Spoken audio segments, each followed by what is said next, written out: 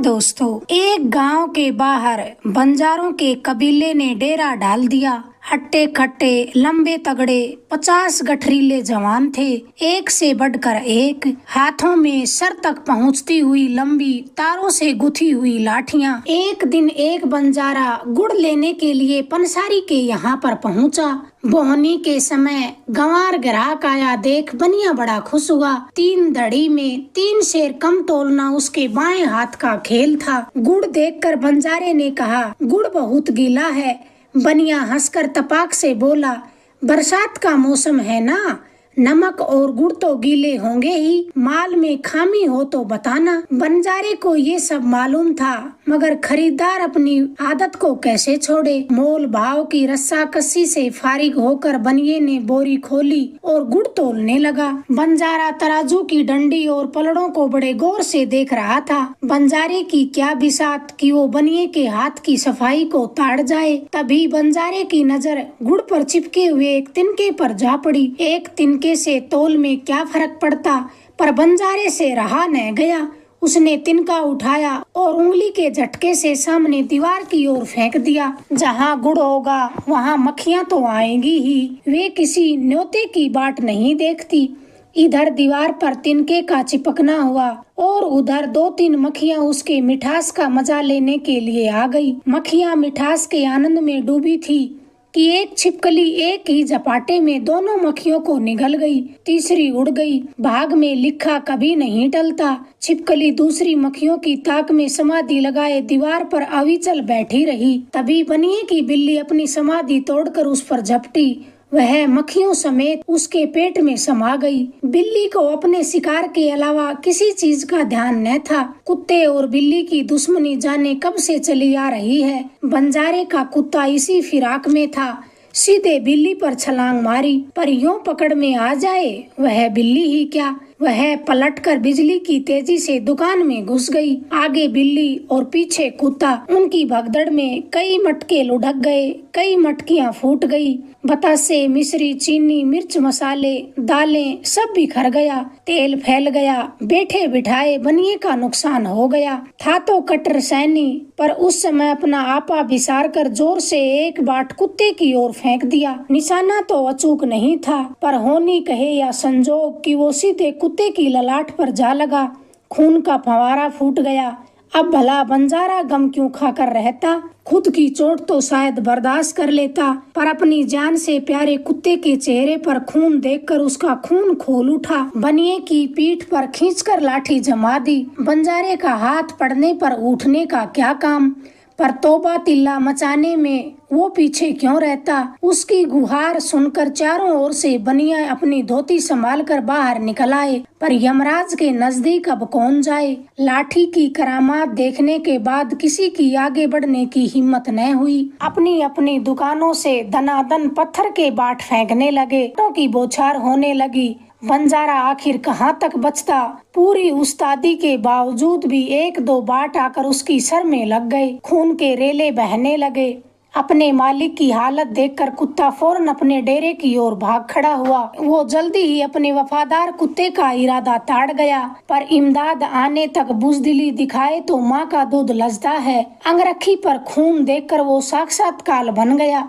बदहवास सा एक एक बनिये पर टूट पड़ा। तड़ाक से किसी का हाथ टूटा तो किसी का पैर टूटा, किसी की खोपड़ी खुल गई तो किसी की पसलियों का कचूमर निकल गया, किसी की रीढ़ में अंगारे भड़क उठे तो किसी के घुटने पर चोट पड़ने पर आंखों के सामने तारे नाचने लगे। कहीं बचाओ बचाओ की गुहार, कहीं रोंगटे खड़े देने वाली चीखें। समूची गली में कोहराम मच गया। गुथी लाठी की शान रह गई। बंजारे को बनियों के खून से सने चेहरों को देखकर ऐसा आनंद आया कि वो अपना ही दर्द भूल गया। बनियों को अपने स्यापे का पूरा एतबार था। चीखना चिल्लाना सुनकर राजपूत जरूर आ धमकेंगे। भला बनिये की अकल का क्या मुकाबला। जमीन पर पड़े पड़े ही अपना दाव चला दिया। शोर शराबा सुनकर राजपूतों की बाहें फड़कने लगी। आन की आन में पूरी गली में नंगी तलवारें चमचमाने लगी। बंजारे का जोश लावे की तरह उबल पड़ा। मौत तय जानकर बेखौफ अपना पूरा दम लगाकर मोर्चे पर डटा रहा और उसके अलावा चारा ही क्या था। तेजी से लाठी घुमाते हुए उसने चारों तरफ से वार रोक लिए। कई तलवारें टूट गई। कोई दाव चलता न देखकर कई राजपूत दौड़कर घर से भाले और बर्छियां ले आए। बंजारा अब चारों तरफ से घिर गया। भालों और बर्छियों की बौछार हो गई। अकेली जान कब तक उनका सामना करती। सारा बदन बिंद गया, पर मरते मरते भी उसने 7-8 को ढेर कर दिया। उसकी देह जमीन पर गिरते ही कुत्ते के पीछे पीछे सारे बंजारे वहां आ पहुँचे। अपने अजीज की कटी फटी लाश देखकर उनकी भी आंखों में खून उतर आया। वे भूखे चित्तों की तरह टूट पड़े। सारी गली में त्राही त्राही मच गई, जैसे मौत तांडव कर रही हो। तलवारों, भालों, बर्छियों और लाठियों की खनक, मारो मारो का हाहाकार, खून के नाले बहने लगे।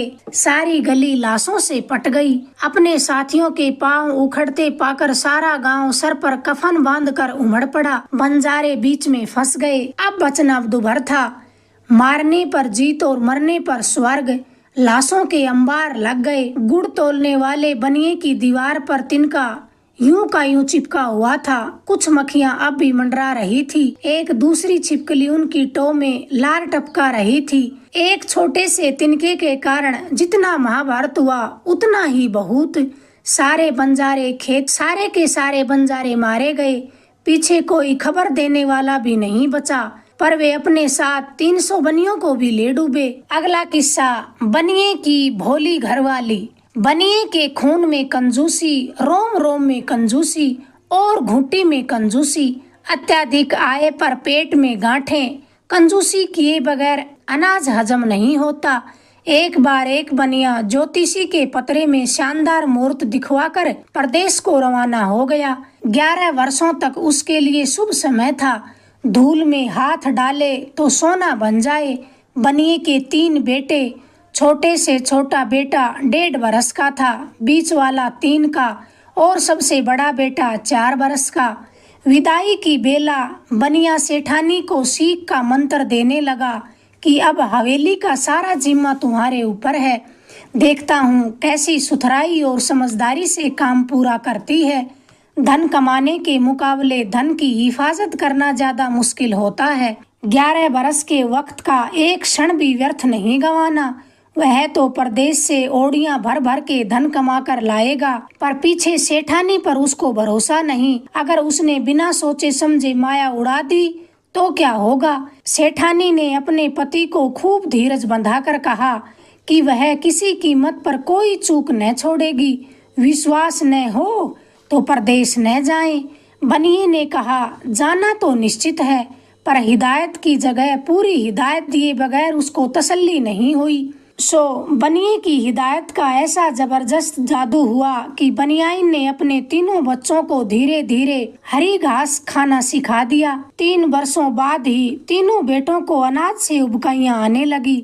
मजे से पशुओं की तरह चारा चरने लगे। समूची बस्ती और इलाके में उनके बारे में खूब चकचक हुई, पर बनियाइन ने किसी के कहने की परवाह न की। अफवाह सुनने से उसके पीहर से उसका भाई और उसका बाप उनकी खबर लेने आए, पर सेठानी ने न भाइयों का लिहाज रखा और न ही बाप का। गर्व से तीनों बेटों के सामने हरा घास डाल दिया। तीनों बेटे तो फटाफट उस चारे को बड़े शौक से चबा चबा कर खाने लगे। बाप को बड़ा गुस्सा आया। बेटी को समझाने के लिए खूब मगजमारी की कि तुम्हारे पास इतनी माया है, ये किस काम की? क्यों बच्चों के पीछे पड़े हो? ढंग से खाना क्यों नहीं देते हो? पीछे इतनी दौलत का धनी कौन होगा? बच्चे तो घास खाकर पेट भरते हैं। जमाई राजा भी परदेश में तकलीफें उठा रहे हैं। पर बेटी ने बाप की एक न सुनी। हाथ जोड़कर कहने लगी, पति की हिदायत मानना उसका परम धर्म है। उसकी मुक्ति का दूसरा रास्ता ही क्या? चारा खाने से उल्टे शरीर पर ज्यादा कांति नजर आने लगी। तब अनाज की अब क्या बढ़ाई, खर्च की कितनी बचत हुई, परदेश से लौटने पर उसका पति कितना ज्यादा खुश होगा। ऐसी बचत का तो उसने सपने में भी अंदाजा नहीं लगाया होगा। तीनों बेटे चारा खाकर 11 वर्षों में तगड़े जवान हो गए, ताकत भी ढोर डंगरों जितनी हो गई। मनुष्यों का बड़ा गुण की आदत डाले वैसे ही पड़ जाती है। आदत सीखने का ऐसा लचीलापन किसी दूसरे जानवर में नहीं होता। बड़े चाव से इंतजार करते करते आखिर 11 बरस बीत गए। सेठानी की खुशी का पार न था। कोक के जाए बेटों को अनाज के बदले घास खिलाकर बनियाइन ने कितना खर्च बचाया था। पति खुश होना चाहे उतना खुश होगा। हिदायत और सीख का ऐसा चमत्कार तो पृथ्वी स्थापित होने के बाद ही किसी औरत ने अपने पति को नहीं दिखाया होगा। पर वह पति भी लाख पतियों के सिर पर बांधने जैसा था। सेठानी ने बड़े शौक से उसको सारी बात बताई। बनियाइन ने उसके प्रत्यक्ष बेटों के सामने चारा डाल दिया और बेटों ने सचमुच में सारा चारा चटकर डाला। इसके बाद गले में पानी उड़ेल कर जोर से डकारें ली। बनियाइन टुकर टुकर पति के मुंह की तरफ देखती रही कि देखें यह कैसे खुश होता है, पर बनिए के मुंह पर हर्ष या आनंद की झाई तक नजर न आई। सारा तमाशा प्रत्यक्ष अपनी आंखों से देखने के बाद मुंह पिचकाकर बोला, भोलेपन के कई नमूने होते हैं, भांति भांति के होते हैं। तूने ये क्या पागलपन किया? अगर बच्चों की आदत ही बदलनी थी तो इन्हें धूल खाना क्यों नहीं सिखाया? अकाल पड़ने पर चारे का तो अभाव हो सकता है, पर धूल का कोई अंत नहीं होता। अकल उधार मिलती तो फिर चाहिए ही क्या? तेरे भोलेपन की वजह से मुझे कभी चैन नहीं पड़ेगा। तेरी इस छोटी सी भूल के सामने हीरे मोतियों से भरे ये 7 मटके अकारत हो गए। चारे का कुछ न कुछ तो खर्च लगता है, पर धूल का तो खर्चा भी नहीं होता। सेठानी हक्की बक्की सी होकर अपने पति की मुंह की तरफ देखने लगी। कितने बरस यह बात उसने क्यों नहीं सूझी? भला मर्दों की होड़ औरतों से कब होती है? अगर आपको ये किस्से पसंद आए प्लीज चैनल को लाइक करें, शेयर करें, सब्सक्राइब करें। धन्यवाद दोस्तों।